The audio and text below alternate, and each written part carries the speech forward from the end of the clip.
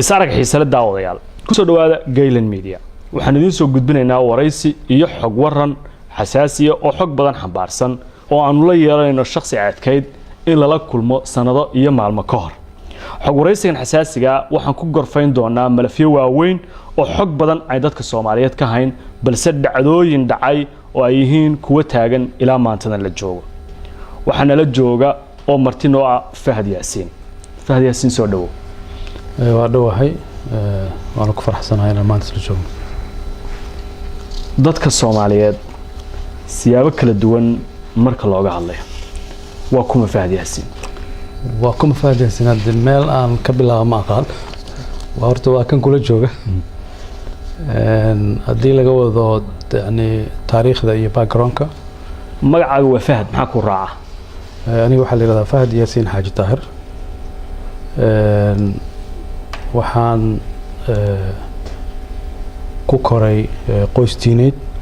inta aanan ka gudbin Fahad Yaasiin dhawaan waxaa la shaaciyay Fahad Axmed Daahir iyo Fahad Yaasiin ma farqiga u dhaxeeya labada magac waa jiraan Fahad Yaasiin uu jiraa Fahad Axmed Daahir uu jiraa marka documentigu waa sida Fahad Axmed Daahir ugu qoran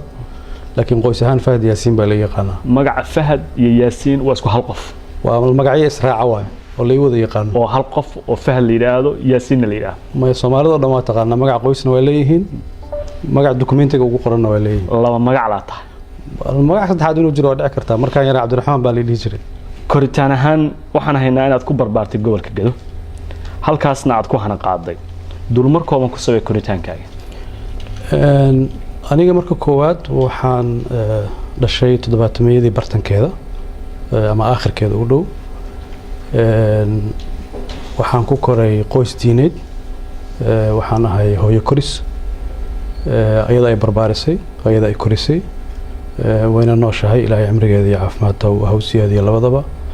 yani waxaad ku kortay agoon kuma korin laakiin waxaan ku koray hooyadayba ay korisay marka way jiraan ilmo hooyo korisay iyo ilmo aabba koriyay aabahay uu noolaa caafimaad qabay laakiin duruufo jiray dartood markaas uu hooyo koris baana sidii aan Soomaalidu taqaana in badan oo kamid ah hooyo korisay noloshayda intii aan guuleystay intii aan wax qabtay intii aan wax bartay intii aan noolaa ilaahay ka soo koob qofka aan uga hayo abaalka tarbiyada iyo talada iyo ducada waa hooyaday yaraanteedii baan quraanka bartay waxaan u maleynayaa anoo 10 sano ka yar inaan quraanka xifdiyay markii aan ahaa 13 jir Soomaalidu waxay taqaanaa wax la yiraahdo kabiir baan dugsi quraan ka noqday kabiirnimadaas waxay keentay inaan markii dambe u gudbo inaan macallin quraan noqdo intii aan 16-15 jirayna macallin dugsi quraan baan noqday cimrigayga ugu yaraan 9 sano 12 sano ku dhow waxaan ku mashquulsanaa oo ka shaqeeyay macallin dugsi quraan oo aan dad waaweyn quraan baray dadka hore waxaa la dhihi jiray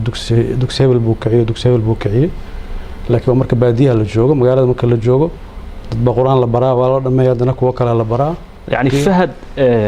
waa macallin dugsi quraan waa soo maray noloshii bilowgeedii waxaan ka bilaabay dugsi quraan inaan macallin ka noqdo waxaan aaminsanahay in noloshaydu inay guuleysato ay laba shay asaas u tahay waalidkay oo hooyaday ku ka tahay iyo noloshaydu inay quraan ka soo bilaabatay 9 sano ku dhawaad oo cimrigayga amarna isku jir waxaan ahaa imaam masaajid oo salaada si joogsan salaad tujinay taraawixdana tujinay sidoo kalena macallin dugsi quraan ah dugsigaas iyo masaajidkaas xagee ku yaala meel kala duwan oo ku yaalay Kenya ku yaalay Soomaaliya ku yaalay xataa markaan jaamacadda dhiganay jaamacadda waxaan ka ahaa macallin quraan waa maasan tahay da'daada koranimo intii aad ku jirtay waxaad u safartay Yaman ma jirtaa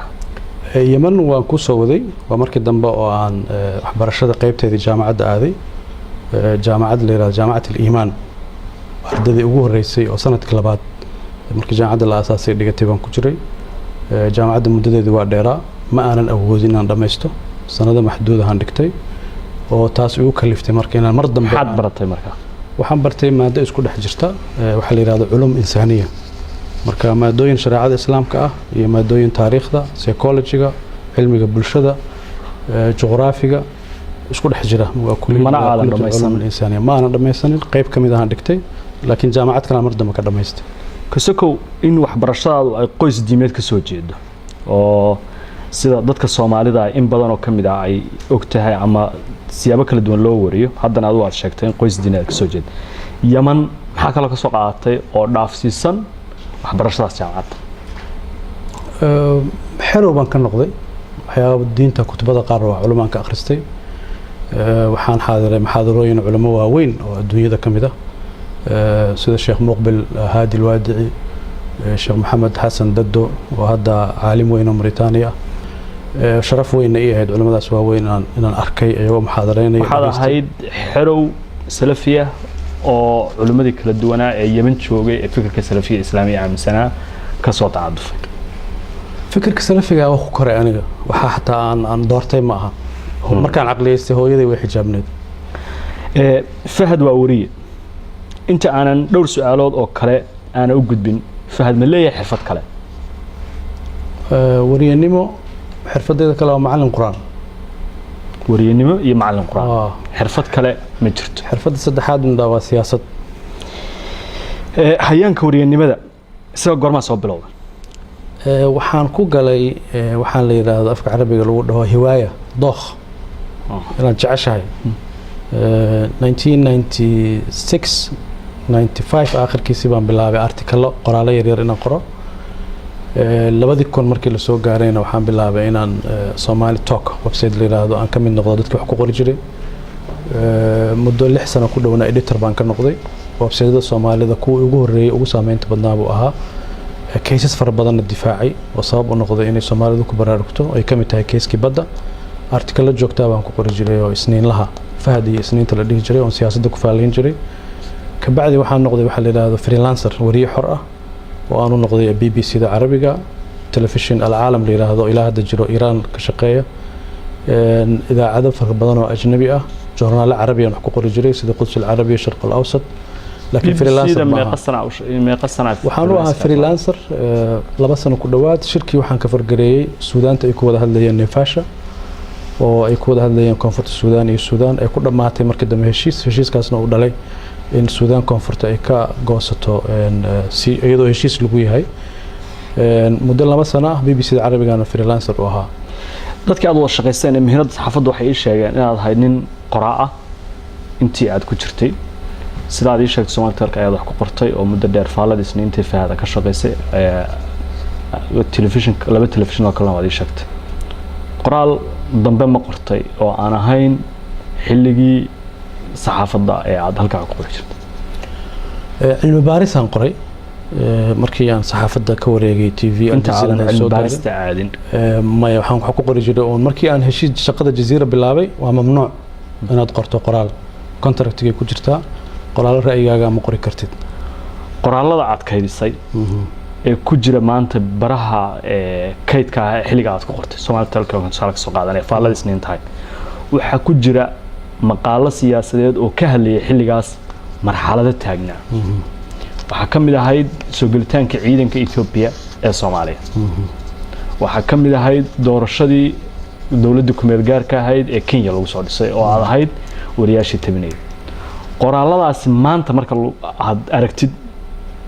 adoo siyaasadda soo galay meel mustawa sare ka soo gaaray dadka Soomaaliyeed loogu hadalhay ma yahay kamid noqday qoraalada marka dib u akhriyay maxaa dareentay waxa kale oo aan marka kugu siraadinayaa oo ku siraacinayaa qoraalada kuwa Ethiopia ku saabsan maanta dawladda aad la shaqeynaysa xulafo dhow bay lahayd maxaa dareentay marka waxaan dareemaa inaan aniga ahay wali wax isbedel ma dareemo Ethiopia shalay inay cadow ahayd maantana ay saaxiib iyo xulafo dhow la tahay waxa kala duwan marka aad kaliga fakarayso oo aad qol intaas ku soo xirto ra'yigaaga as xor u sheegaysid iyo marka aad masiir umadeed ka fikiraysid marka aad masiir umadeed ka fikiraysid waxyaabo fara badan ku xukumaya waxyaabo fara badan ku xiraya Ethiopia laftigeedana isbedel baa ka dhacay Ethiopiyadii oo markaas aan nocolka ahayn wadanka soo weerartay dhibaatada u geysatay xukunkeeda meesha waa ka baxay Ethiopia cusub baa timid marka mowduuc gaar haddaad weydiinaysid ma ogi laakiin wax ra'yigayga iska bedelay ma jiro intii aad ku jirtay saxaafadda saaxiibo badan oo saxaafadeed aad ahayd oo Soomaali ajaanib kulli isku jirta siyaasadda ma ula soo digargootay bas saaxiibadaadii saxaafadda halkii baad ku xirtay haddii dabcan kala shaqaan noqonay qaarkood oo shaqadoodii ku hareen anigana siyaasadii waxay ku qasbaysaa dad cusub baad la shaqayn doontaa laakiin xiriirkoodii waa hayaa dadkii wanaagsanaa oo saaxiibka ahayn wali saaxiib baan nahay qaarkoodna siyaasadda ila soo galeen ba madaxda ugu sarreysa oo dalka saxaafadda ay ka wada shaqaynayaan oo hebel iyo hebel iyo hebel aan ku dhihi karo fahad wariye qoraal kaliya baahiye ayuu ahaa warbaahin caalami ayuu ka soo shaqeeyay maxay tahay sababta marka uu xilka yimid uu uga dhuntay warbaahinta warbaahintan aqaana marka qof warbaahinta yaqaana kuma cararo warbaahinta anuguna markaas dawladda afhayeen ma ahayn uma qaabilsaneen madaxtooyada afhayeen kama noqonin hay'adii aan ka shaqeynay afhayeen uma noqonin sanad iyo xoogaa madaxtooyada aan joogay wixii ka dambeeyana waxaan u wareegay hay'ad sasantiif ah hay'adaasna nature-keedu sida aan u shaqeynay baa sax ahayd warbaahintan aqaana maxaa loo jeedaa warbaahinta aqoonta qofka u leh kuma degdego waa wax ummadda nacfigeedana qayb ka ah dhibaatana mararka qaar gaarsiin karta marka nature-kii hay-adihii aan ka shaqeeyey wali waqtiga ugu badnaa hay-adaha amniga aan ka shaqeeyey taas waxaan wali aaminsanahay qof kasta oo sirdoonka qaranka madax ka noqda inuu iska ilaaliyo warbaahinta is aruuriyo si xogtiisa iyo waxa uu ka shaqeynayo oo asturaadaan adduunyadana saasay u badan iska ilaaliyo ma waxa loo jeedaa inuu la dagaalamo wallaahi haddii arikoorka hay-adda nabad sugidda intaan joogay baarto wariyaasha lamaanan dagaalamin waa soo dhaweynay saaxiib baan laakiin xogta inaad ka xadideen ama laamaha amniga guud ee dawladda ha ahaato waliba aragtida adiga ay ka imaanaysa ayaa in badan la sheega oo aan ogaanay dad kala duwan oo xog raadiyay warbaahintu marar badan ka cabatay xogta helitaankeedii adigoo la rabay inaad wariyo tahay soo dhaweysatid saaxiib dhow ay kula noqdaan wariyaashu maadaama aad tiimka ka mid ahayd sidaad horey ugu sheegtay سيد أركتها إذا أنت معص والله كفتن واحد جرا عن شيء مركي أنا ورباهين تجوجي وحان مقلة وحان وقلب سنة مركي عن سردون مقلة أكعر الجري مركي عن سردون كسوء هذينا صحافة دوا كعرني وارون هذا الكاس لكن لبعض الناتشر وشقدها كل دون وريهون وربور هذه سردون كنا سربو قرية مركي شقدها إذا واحد توحي سيرين عن قريبة لكن هذه الرمايني ورهلان دي وزارة الفافنتا جرتا وزارة الأرماد دي بز جرتا هي هذا كل شغل يورك قدام تام بجرا لكن ضد إن عدو عرفتي مسكحة إن حكت الدولة القوابو أو 40 تلاقي العاليو ولا فاف الريابو إلى هركة إذا أنت هتكتبته ما يا وحال سكو قصيا إن أنا ورباهين تسكت جابي شقدي عندك وهي درتت الدولة دوني ورباهين تسكت جابي سي والله بدو ضد كل دون ما قسمه أيضا ولا ورئيس ما بحس ورئيس وقاعد جري لكن ورئيس أم بحيو مرة إذا عد ورئيس سيوا مرة يعني هالمرة عيد ما حسوس سيدا نو كلا عن شوغنو لكن ورئيس تي في وما أنا قال لي ورئيسنا يكنا أوريه الجزيرة انتهى السنة كشغينيس قيبتا ورا كاميرا كلا عليه اسكودر الجزيرة لأن ونتورك والها الجزيرة شبكة النت شبكة الجزيرة وحاء الشقي تقريبا 12 سنة وحرير وحنكسب بلابي وريه وحنكسب بلابينا نقضي مدح حفيزك الجزيرة الصومالية عندنا وحن نقضي مدح حفيزك الجزيرة جيسك أفريقيا تضبط سنة كبعدي أما اللي سنة يبرك بعدي وحن وريه قيب كلا الجزيرة كم إذا مركز الجزيرة للدراسات وقيبت علم باريستا ومركي هو رئيس اللي سميه إن أفريقيا قارن بريق أفريقيا أنا وكيل وقاها علم باريس حوق لبان سمين جرني قارن أنا عن قري جري قارن عطت وحل سار جري هذا إلى آخر كاس أنا نقطة قفك أفريقيا لا يقاطو معك علم باريس الجزيرة من هذا ظهير كله في هذا حقوق كسبان وحلم إذا هدتك كل الجزيرة وشقينا ما يوقف الجزيرة ضلع كل يوم ضلع لكن أفريقيا صومالي مركز لقاها اللي أفريقيا لقى سيال وقف كلية الجزيرة إلى مستوى صوماليا وحان أها قفك يجوه الري أو صوماليا والجزيرة قفك يجوه الري والجزيرة وشقيا أنا جوها ما يبي إلا يابال مري شقدي ذا يفعنت وريه إلى أي علم بارو شقية في الجزيرة يعني نقطة تكذب دولة القدر آد أيوكو كل صنعت وحنا نقطة قفك أي كلا هذا الشو ملف كذا أما أرميه هذا كوة جهان صوماليا وركاسي مرنبا وقار ما كان لسه مركان وريها ميا كان لسه وريه إلا سياسة داسوك وريه النمذج هذه مركان كوكوم سياسة دوان عادي دونا لكن وريه النمذج وحنا نقطة جيت الباب كدولة القدر مركا أي دونيس إنه كوجا تم معلومات كلا دوان حال كصوماليا iyadoo ay dawladihii dhisan yihiin ama ku meel gaar ah ama dawlad joogta haatee qofka lala xiriiraya inuu faham noqdo saameyntaas sidee fahad ku keen ani ma aqaan xogtaas meesha ka heshay dawladda qatar aniga waxaan kala shaqeynayay aljazeera ee dawladda qatar iska leh ayaga maalgelisa hadda ka hor baan diblomaasi weydiiyey waxaan ku iri inta wariye CNN u shaqeeyo masaafada u jiro dawladda Mareykanka baan u jiray dawladda qatar marka cidaan u shaqeynay aljazeera ahayd not dawladda qatar aljazeera dawladda qatar iska leh hadii CNN ba Mareykan ba iska leh marka qofka CNN u shaqeeyo dawladda Mareykanka u shaqeeya waxaan ma jiro xiriir fahad iyo dawladda qatar intii wariyaha ahaa ka dhaxeeyay oo ay u soo martay arrimaha Soomaaliya iyadoo aan dawladda Soomaaliya soo marin isaga soo wakiil hal qof oo mas'uul ah dawladda qatar ka tirsan ilaa dawladda Soomaaliyeed aan mas'uul ka noqday lama kulmin weliga lama kulmin waxa la kulmay waxay ahayd aljazeera iyo cidda madaxda ah xuduud kale oo ma gudbeenin waxaan u maleynay ayaga laftigoodana wariye oo ma baahneenba way haysteen mechanism kale wax ku raadsadaan fulinxantis ma mooga daad yaasiin yaraantaadii ma ka mid noqotay dadkii ku tababartay macaskaraadka iyo xeriyihii military ee ay kooxaha islaamiyiinta Soomaaliya lahaayeen tababar nooca military ma kooda ma weligeed ma galin macaskar xerowga marka ahayd xilliyadii 90aadkii oo Soomaaliya saxawaadku aad u soo kobceen ay doonayeen xukunka Soomaaliya in loo bedelo islaami inaad ka mid noqotay ma jirto qaybta aad weydiinayso waa mucaskar iyo tababar weligeed ka mid noqoneen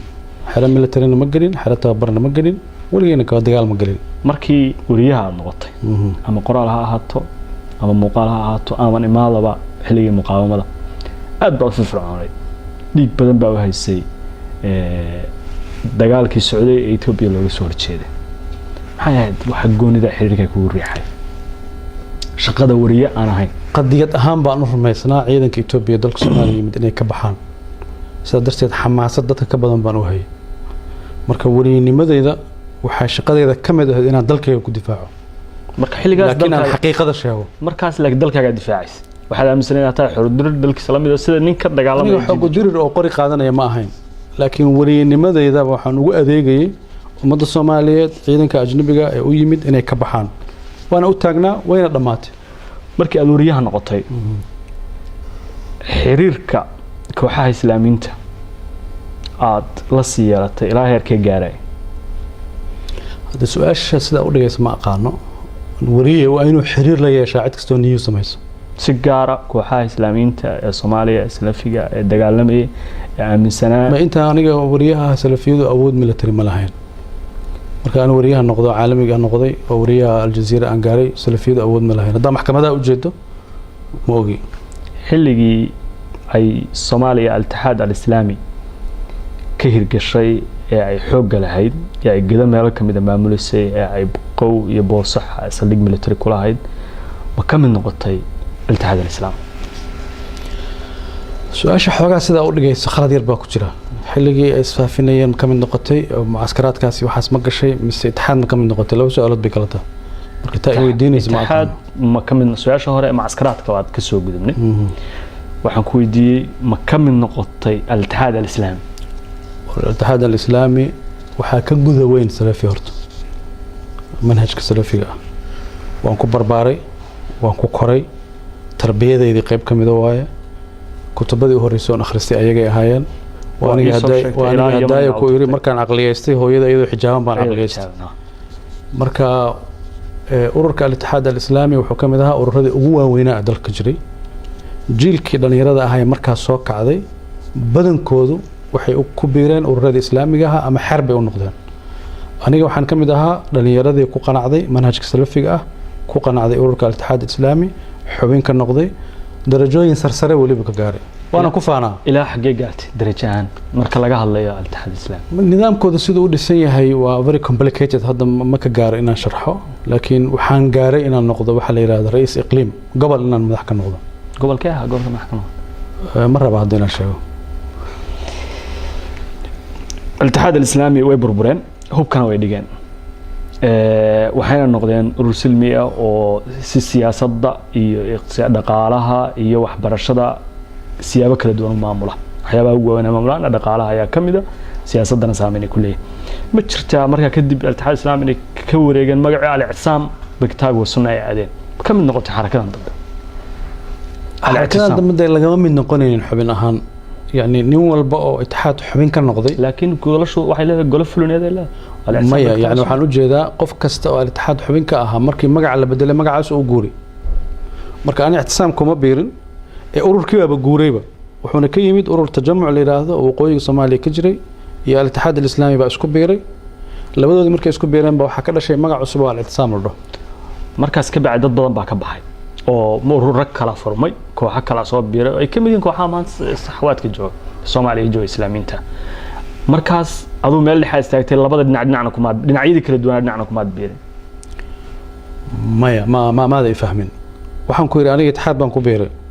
اتحاد iyo tajamuc baa isu yimid ixtisaam bay la baxeen su'aasha waxa weeye ixtisaam ma ka mid tahay maanta mise ka mid hadda su'aasha ma furnaba ururkii aan ka tirsanaa baa ixtisaam noqday marka waad ku jirtaa hadda ma ku jirtaa iyo kuma jirtaa uma baahnid Fahad hiwaayadiisu waa maxay hiwaayadeedu waa akhris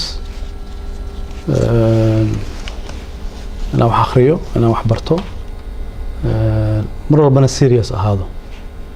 mar walba serious inaan ahaado mar walba jaad baan ahay nolosheeda oo dhan marka wax badan oo dadku ay ku mashquulaan mana jecli mana ku mashquulo heesaa ma dhageystaa maya ma dhageysto banooni mana cayaarin weligay allahay weliga banooni ma taabo weligay ma cayaarin ma dee jid ana marayo lugta ku dhufto ma garanayo laakiin banooni uma labisanin ma daawanin weligay ma daawanin shaleemana weligay ma gelin markaad rabto inaad chance haysatid oo nasatid intii siyaasadda aad ku jirtay maxaa ku nasataa waxba akhriyaa ama buug baan akhriyaa ama artikalaan akhriyaa waxba akhriyaa waxaan ugu jeclahay ku raaxaysto waa akhris buugta aad akhridid kuwa ka hadlaya hogaaminta siyaasadda yaa soo dheegataa waxyaabaha ugu badan oo aan akhriyay aniga waa taariikhda marka waliba taariikhda islaamka aan ugu jeclahay siirada nabiga kaleey salaatu wasalaam taariikhda islaamka ku soo xigtay dawladda al-Abbaasiyya dawladda al-Uthmaniyya dawladda al-Umayyah tarbiyada ugu wanaagsan oo siyaasad laga dheehan karan waxaan u haystaa inay tahay taariikhda islaamka Fahad aad buu soo qariyay 10 sano ee la soo dhaafay marar dhif iyo naadir oo sawirro laga helo mooyaan aad ay u adag tahay in la ogaado ama ay adkaatay sawiradiisa oo fasaxa iyo muuqaaladiisa iyo wareysiyadiisa in la arko maxaa ku dooratay inaad qaris inaan banaanka u soo baxo muhiimad ay leedahay ma garanayn hadayna waan ku sheegay hay'adda sirdoonka u shaqeynayay wali waan aaminsanahay qofka hadduu sirdoon yahay inuu is aruuriyo intaadan sirdoon ka noqon ka hor ayaad go'aamisay inaad dhammaan isqarisid sooma maya haddii ani dawladda waxaan u shaqeynayay 5 sanaba ka hor dawladdu ma shaqeynin ka hor laakiin markaaga hore sawirada iyo macluumaadkaaga way koobnaayeen sooma 10 sano ay ugu dambeeyay soo aniga wariyaha ahaayo 4 saac jaziira ka hadli jiray oo 4 saac wareysi qaadi jiray oo mar walba TV-ga live u soo gali jiray markaas ay isku qariyay baraha bulshada ma isticmaashaa socialka waligay ma furanin waliba fursad fiican aan uga faa'iideysan karo account Twitter oo aniga aan leeyahay ma jiro account social media oo dhan Facebook aan leeyahay ma jiro waligayna ma furanin wax kasta oo social media oo magacayga ku qoran oo munaasabad fiican aan uga faa'iideysan karo aniga mali waligayna ma furanin ku tali jirtaa hadda furat ilaa hadda fikirkayga wuxuu ii sheegayaa inaan furanin waxaan aaminsanahay qofka maskaxdiisa inuu asaga maamusho maskaxdaadu haddii ay dad kale kula maamushaan waa khatar weyn sidaa darteed social media dadka waliba waxaan dhahaa ha ogolaanina in maskaxdiinu shirka noqoto guri furan oo cid walba soo geli karta inay noqoto Fahad dadka Soomaalida dad badan ayaa jecel inuu u noqdo qof ay ku daydaan tusaale ahaan marka laga hadlayo qof saameyn badan ama dawlad ha ahaato ama ha ahaato sida uu u dhaqmayo iyo sida marar badan iyadoo aad loo dhaliilayo loo maagayo waxa badan laga shaqadana qarsada oo aamusa maxay tahay waxa adeegsatid ee gaarka siyaasiyiinta kale ee Soomaalida maanta markii la dhalay Brito waxa laga siyaasiyiin ka jawaab adiga laakiin aamuska maxaa ka faa'iida wallahi dee waxa suuragal ah stiil khibradan saxaafadda u leeyahay inay tahay in la iska daba qayqayli waxa ma soo kordhinayso waxa fiican hadalkaagu inuu munaasabad leeyahay waqti uu ku aadan yahay waqtigaasna uu nacfi u leeyahay qodobka labaad aamuskayga aniga ma ahayn waxa ani kaligay doortay shaqadeeda qayb ka ahayd marka nin sirdoon oo shir jir ay taagan waligeed lama arkin Soomaaliya ka dhici jirtay wax saxana ma ahayn in aan aniga idaacad soo istaago oo aan ka hadlana munaasabadeediiba ma hayninba chief staffka marka aan hayna madaxtooyada afhayeen bay lahayd marka ma jirin sabab inaan soo istaago aan idaacadda ka hadlo waxaan rabaa inaan soo gabagabeeyo qaybta ku saabsan waa kuma Fahad Yaasin su-aasha u dambaysa aan rabaa inaan ku weydiiyo waxa waaye dad badan oo Soomaaliyeed hadday isku dayaan ama dhalinyaro in Fahad uu yahay qof ay hiigsanayaan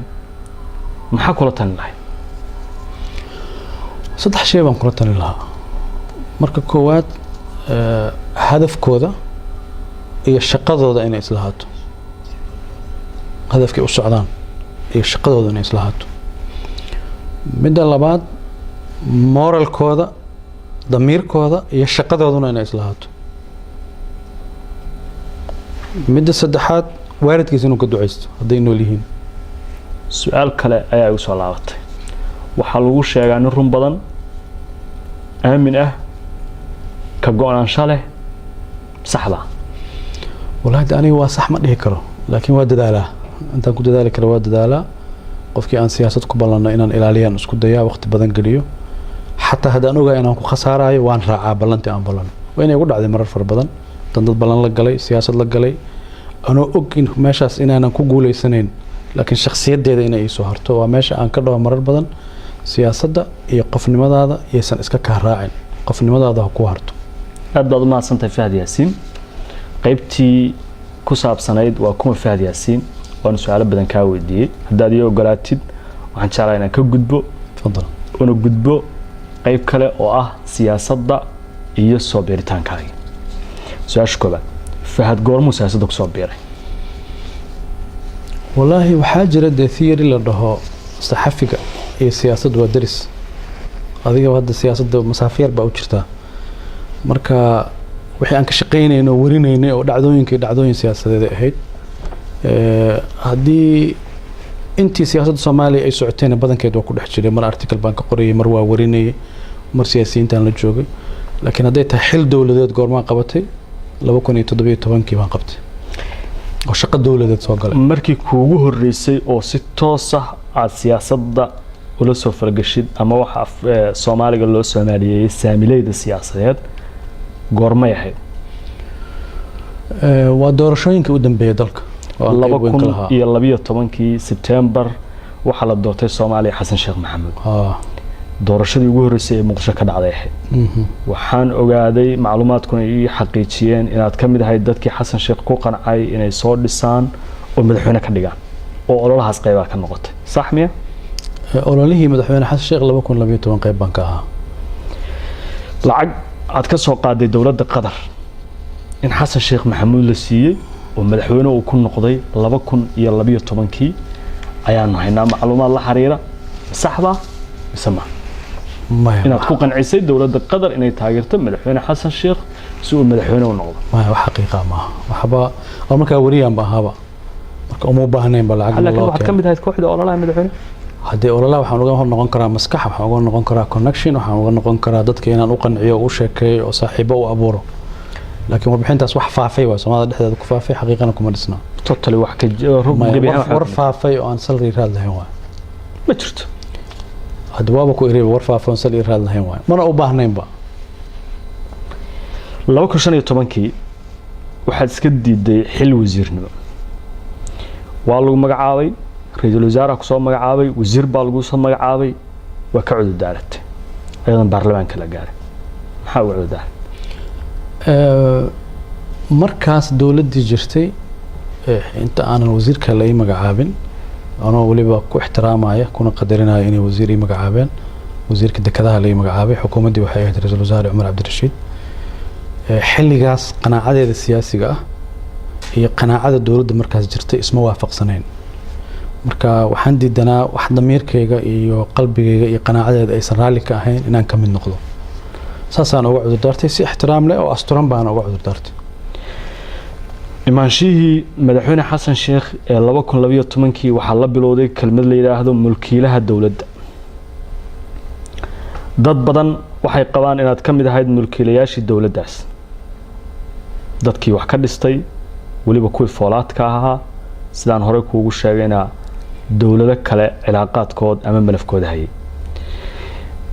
waliba xilligaas mas'uuliyadaadu ay dawladdaas qadar dhankeeda ka timid iyo saameynteeda taas ma sax baa soo qalad والله دي أنا waxaan kamid ahaa dhalinyaradii Soomaaliyeed ee madaxweyne Xasan Sheekh 2012 garab istaagay hoggaankiisa aqbalsanaa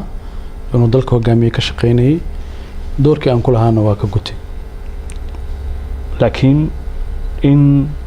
aad mar dambe isqabateen ayaa jirtay wasiirnimadana sidaas aad ku diiday saan xogta ku hayo ma noo sheegi kartaa hal iyo labo waxyaabaha qanaaca la'aanta ah ee kugu qancin weyday markii dambe inaad dawladdiisa ka mid noqotay markii horena dadkii dhisay inaad ka mid noqotay والله هذا ما دام أي تهم مرحلة لصور ضعفي سنة بدان أي كسو وريجين إن الهوس وجود هذا مرة لكن سكون بنكو إلى هداي قناعة السياسي جاهد يضمير كيجا يحبكي دولة النمذج مركز لو ما ملاعبة استكلا دونا سدرتد وحنكو سمي انسحاب وانكر حبه مدحوين فرماجو أنت أوصل مدحوين هنغون حلقة حسن الشيخ حكومة داسد وزير كديدي inaad ra'iisul wasaare la raadisay oo la u gashay in la magacaabo ay suuro gali weyday sida kadibna aad xukuumadda uga baxday taas ayaan haynaa maxaad ka leedahay markaas waxay ahayd turkii koo madaxweyne Xasan Sheekh la doortay dadkii madaxweynaha u dhawaa qof buu ra'yi qabay oo talada ra'iisul wasaare madaxweynaha la siinayay qofba wuxuu qabay hebel ra'iisul wasaaraha ku haboon hebel baa ku haboon waa sax waa kamid ahaa dadkii aniga kaliya ma ahayn dhowr qof baan ahayn qabay in markaas ra'iisul wasaarihii hore buu ahaa Maxamed Cabdullaahi Farmaajo inuu noqdo ra'iisul wasaaraha cusub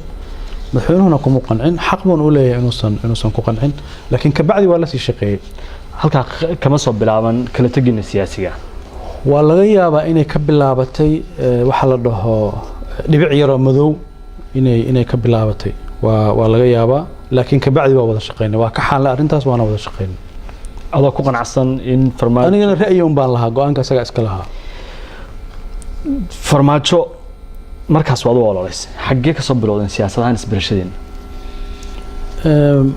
madaxweyne Maxamed Cabdullaahi Farmaajo dadaan saaxiibanahay baa horta iska haybaray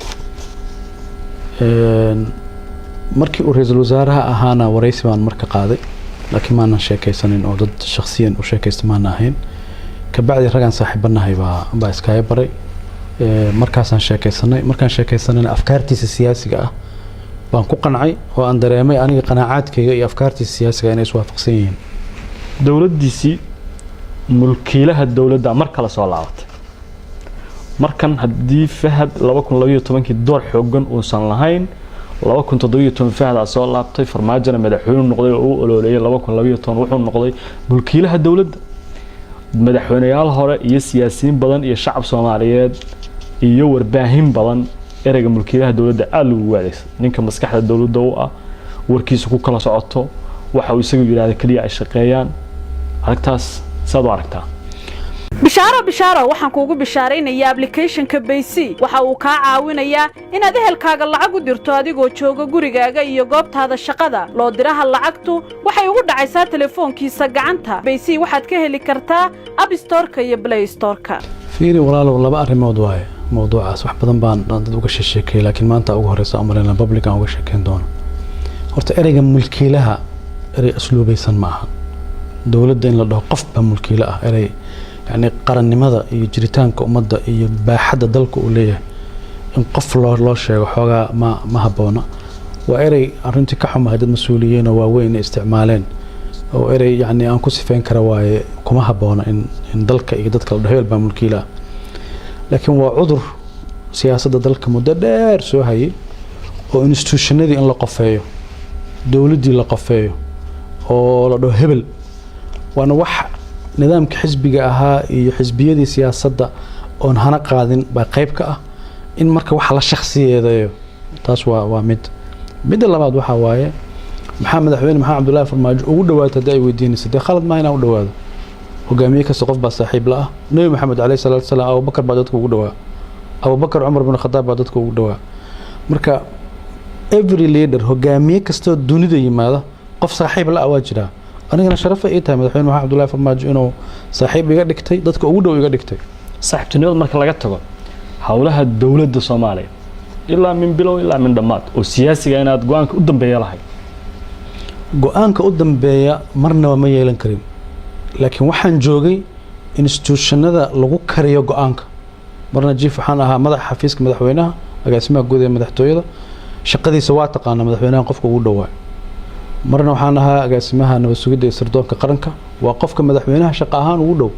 oo amniga dalka iyo mustaqbalka dalka jaangoyntiisa tala kale marka Fahad Yaasiin inuu madaxweyne maxamed Cabdullaahi Farmaajo talada iyo siyaasadda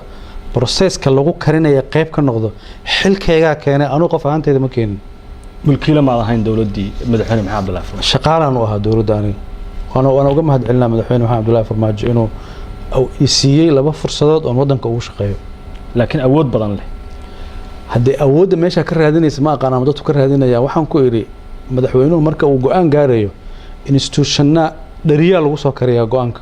sirdoonku waa kuwa ugu muhiimsan adduunka oo dhan dhariyada marka la soo kariyo dhariyada mid ka mid ah madax ka ahaa saa darteed madaxweynaha marka anaga u geynayna talo waxaan u geynaa wuxuu kala doorto tan iyo tan baa jirta tan baa tii adiga munaasab kula qaado laakiin intaas oo option jiraan warbixintaana jirta marka koofiyadii uu asagu ii galiyay ee ahayd shaqadu isiiyay baa waxay keenaysaa dhariyadii wax lagu karinaya mid ka mid ah aan ka shaqeeyo awooddaas ma la dhihi karaa Fahad wuxuu adeegsaday dad kala duwan oo meelo kala duwan jooga oo siyaabo kala duwan leh oo qaarkood ay dhibsadeen go'aamadii uu karinayay ee noqdeen ama uu soo jeediyay kuwa la qaatay oo dad Soomaaliyeed dib ay kala kulmeen dad Soomaaliyeed dib kala kulmay hadal ballaaran waaye laakiin go'aanka soo la gaaro dad baa dhibsanaya dadkii wadanka dhibaya baa laga yaabaa inay dhibsanayaan dadkii wadanka dhibaatada ku haya dhibsanaya waxa laga yaabaa go'aanadaas inaad adiga ahaan waad ku faraxsan tahay inaad saad u qaadateen aad soo jeediseen madaxweynuhu qaatay wixii ka dhalanaya inaad saas aad u aragtaan maslaxad haddee waxa aan dalka u joognay waxay ahayd in wadanka loo adeego madaxweynuhuna waa ilaaliyaha dastuurka waa ilaaliyaha danaha qaranka cid kasta oo ku kaalmeynaysana waa inuu kaalmaysto oo institutionadii dawladda ah ee adiga kala duwanaa dawladda mudan aad baa kaaga mahadcelinayaa waraysigaaga iyo waqtiga aad na siisay waxaan jeclaan inaan ku weydiiyo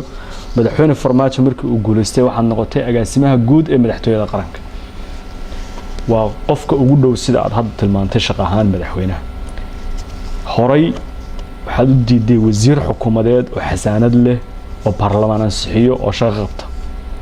wasiir iyo agaasimo guudna way kala sareeyaan nidaamka dawliga marka laga hadlayo tii hore waxaad sheegtay inaad ka cudurdaaratay darajo ahaan waxaa sareysay wasiirka agaasimaha hoose maxaa kala dooratay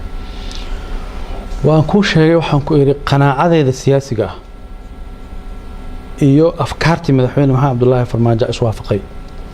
markay iswaafaqeen marka wadanka inaan u shaqeeyana aan go'aansaday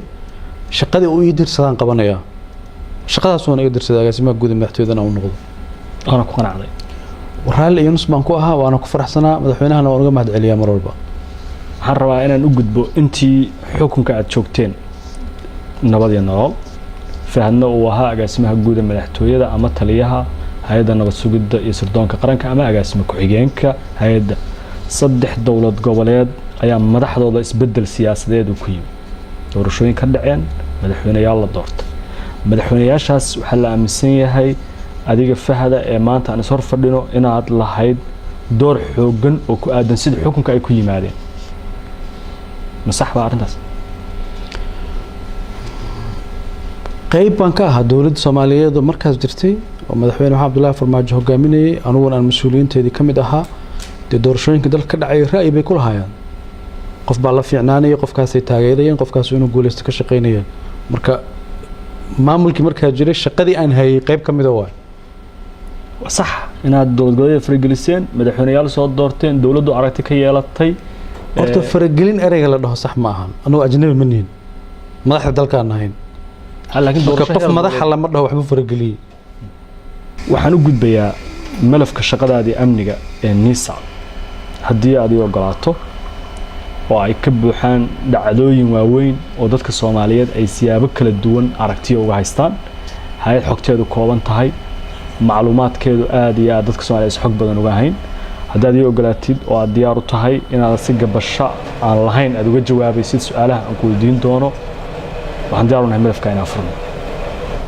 soo dhow ogasha soo dhow mar haddaan waraysi ka ogolaado waa inaan ogolaado su'aalaha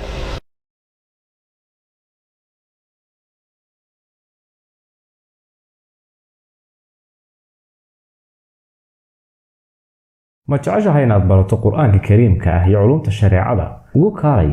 markaska